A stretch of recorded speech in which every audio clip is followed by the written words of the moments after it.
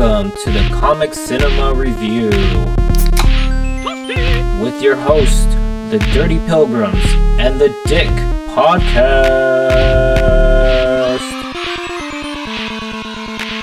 Welcome to the Comic Cinema Review with your host, the Dirty Pilgrims and the Dick Podcast. We have from the Dick Podcast, Mac. What up? Peter Quill. Hey. And Dubs. What up? Oh wait, Dubs from Dirty Pilgrims. Who gives a fuck? So anyway, we're doing today's episode on What If T'Challa Became Star-Lord. Everybody watched it, right? Yes. Yes. Let's go ahead and go around the room 1 out of 10. Pediki first. I give it a 7 out of 10. 7? I thought it was Okay. really well made, and I liked the overall feel of the show. It felt pretty good. Yeah. Dubs, go ahead. What'd you think about it? I give it an 8. I liked it. But again, I'm a Black Panther fan, so I'm gonna like it. Yeah, you know what I mean? he's dope. So that's so All right. Mac, what would you say you gave it? Yeah, I give it a 7 too. I thought it was solid. Better than the last week's one for sure. Most definitely. Dude, what a turnaround, right? Dude, it was really great. Yeah, I'd have to give it I give it more of a 7. I would like to give it a higher score, but I felt the beginning kind of lagged a bit. I feel like once you got past the first 5 or 10 minutes, it really started to pick up, and it was great.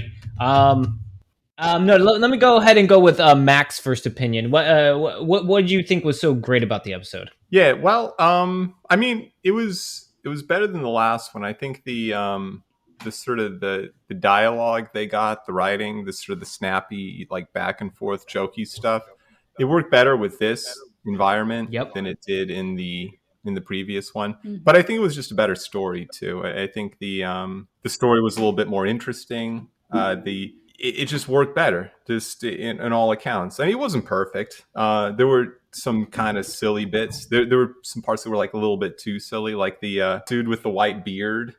He was a little bit too goofy. He was super serious. Oh, yeah. But they made him into kind of a fanboy, and that was a little weird. But overall, good improvement on the last one, and hopefully it's course correction, and the rest of them will be more like this than the first one.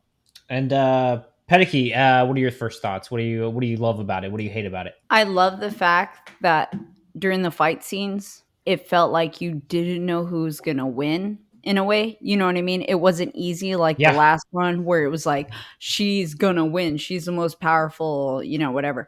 It was could they lose? They gave you this second of anticipation that I really enjoyed and made the story more real. And I definitely enjoyed that. I enjoyed quite a bit of the story. I thought it was done really well. What do you think is the most standout part of the story to you? Well, I liked how they the Collector was kind of the main antagonist. He wasn't really in the movies all that much. It would have been better if it was Benicio del Toro. It was a different voice actor. Was it not Benicio? I don't think so. It didn't sound like him if it was. But yeah. But I thought it might have been. They had him be the main antagonist. Yeah, no. I mean, that character. I mean, he already had two of the stones. It was him. Oh, all right. Nice. He had the Power Stone and the Reality Stone at one point, so it kind of makes sense that he is a Thanos kind of replacement. But yeah, it was really interesting. Dubs, what was your favorite? What'd you love about it? What'd you hate about it? I liked everything about it. Actually, I didn't hate anything about it, dude. I love Thanos, how he's in it, dude. How he's badass like always. You know what I mean? Again, I have no issues. Black Panther was funny. Did his thing. I liked it. There was nothing that I didn't really. Good story writing, right? Yeah, good story, good writing, action. The Collector, like you guys said, was awesome. Perfect choice. He's not really in it a lot. And what about the random characters they had in there, like the Howard the Duck cameo? That was great, right? Yeah, that was good too. Was good. And there's a couple other things that you can. That's why I'm kind of watching it now, see if you can see the Easter eggs. Pretty much what they call it, right? Yeah. Also, Drax didn't really lose his family because Thanos never really killed them. Oh yeah, that was, and Black Panther convinced him not Nebula to. was only partially mechanical around the eye. That was pretty cool.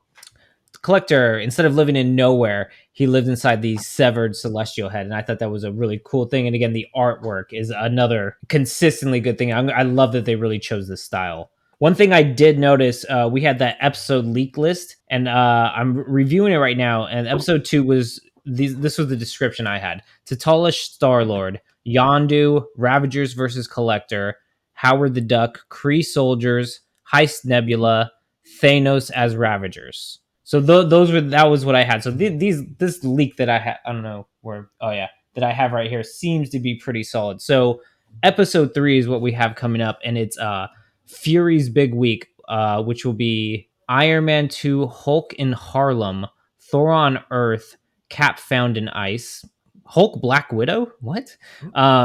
Mystery slash murder mystery.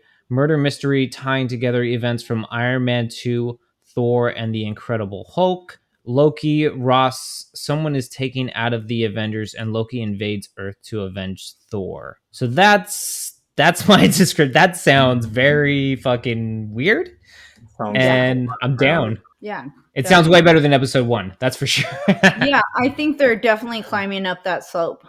I just hope they don't fall over, and go straight back down. I mean, honestly, looking at these descriptions for the upcoming episodes, they all look pretty good. I think that was the dud. Why would you even put that in the season? But yeah, that was a true dud.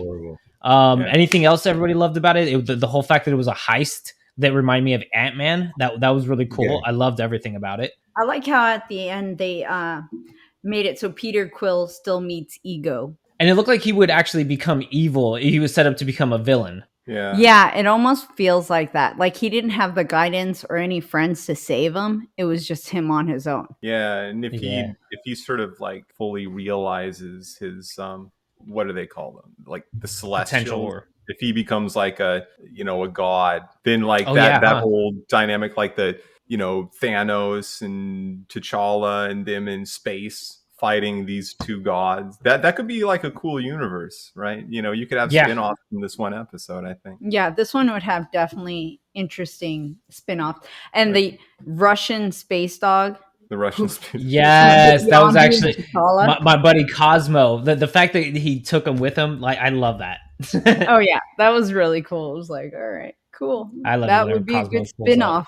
Him and Howard the Duck. Can I just see a Cosmo, Howard the Duck, and I don't know, like Korg? Maybe he's still sitting at that bar. I also really liked Ebony Maw. I always like the Black Order. I feel like they're kind of cool. They were introduced into the comics maybe in 2012, 2013 by Jonathan Hickman. So they're like a new kind of group. They don't have deep roots in Marvel history, but I kind of like them as a little trifecta villain group. And I really like Ebony Maw, how he used the glass shards to tie him up. I thought that was really violent and cool. They were one of the coolest parts of, what was it? Endgame or Infinity War, I think. I think they were in both. That whole group. Yeah. So I'm glad they brought him back for this, for a little cameo. It was good. It was nice to see him try to fight Thanos. Them through like kind of going at odds. Yeah, that was kind of cool. Absolutely. Yeah. All right. Anybody else got anything else before we wrap up this episode? I mean, the whole Nebula double crossing and then double crossing was pretty cool. I thought that triple was cross. Cool. Black Panther had it in his head the whole time. Him and Nebula had the whole thing going. They didn't trust nobody. I thought that was a pretty good twist on a twist. So. Yes. And then Karina taking over the Collector and setting. Yes, I thought that was pretty cool. So she had the arm bracelet to like control everything. Nice. Yeah, and she let everybody out, and she's like, handle. Yeah. She's just ready to give him an ass beating. So we want to plug Dick Podcast just put out an Afghan special. We have another one coming out pretty soon that we're putting together right now. We really look forward to you guys all going to our Reddit page at Dick Podcast. That'll be at Reddit/r/Dirty Pilgrims. And we have our open conversation there where you feel free to go there, discuss different things from the episodes you've seen. And let us know how you feel. Let us know what future episodes you'd like us to talk about. We are more than willing. Shortly, we will be having Best Worst Movie Review of the Week coming out. And we're looking forward to really bringing that one out to you guys. And so what's that about? May I suggest the Super Mario Brothers movie? There was a fan-made kind of make that came out this year. And so it's like updated with like deleted scenes and stuff. I'll send you the wait. link. You talking about? Yeah. Wait, are we? Oh, is this like the Snyder cut? It would be the Snyder cut. Fuck, I forgot I have this. It came out like a few months ago, but I'll send you. It's a bunch of deleted and extended scenes from it, and like shit you've probably never seen. So let me send you that. Yeah, it's a terrible movie. Sorry, it's just your best worst movie. That would be a great one for that. Go ahead and talk Most about definitely. I mean, we have Spider-Man, Turkish Spider-Man coming up. We plan on many different weird movies that we find entertaining. They are all free online, and we will be adding to the other parts. But for the first part, Armageddon will be the first one to be released, and we'll let you guys know when it is. If you go to our Twitter handle, Dick Podcast, you will be able to find it. DICC, not with the K, but with the C. Dick Podcast on Twitter, Instagram, your mother, wherever you want to go. And Dubs, is there anything you wanted to plug? Yeah, you guys can catch us at Instagram. Nothing but Dubs. Nothing but Pictures, Dubs. How that spells? Just nothing right? Nothing. Yep. Nothing but Yes, Dubs. All right. And if you want to catch me, you can go to Spotify, Apple Music. Go ahead and search Drawback. Just DRA. Don't have that K. Get a W. Nobody likes Drake anyway. Look at that. Have you seen that heart on his hair? Like, ugh, you're a fucking 35-year-old man. What are you doing trying to look all cute? He looks like a 16-year-old girl. Anyway, so go ahead and search for Drawback on Apple and Spotify Music. You can also find me at Drawback Beats on Twitter. Yeah, whatever. All right, everybody. Have a great night, you guys. Peace.